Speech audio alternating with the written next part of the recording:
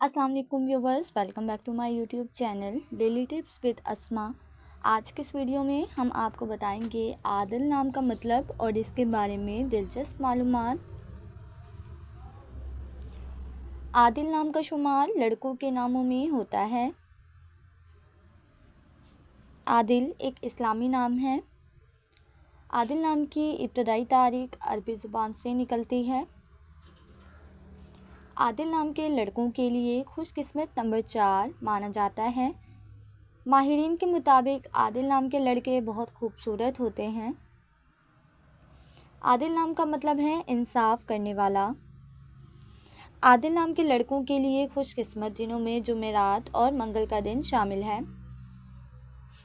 आदिल नाम के अफराद के लिए मुवाफिक रंगों में सुर्ख बनफशी रंग शामिल है। आदिल नाम के अफराद के लिए मुवाफिक पत्थरों में रूबी पत्थर शामिल है। खुशकिस्मती वाली धातुओं में हिंसों के हिसाब से लोहा और तांबा शामिल है।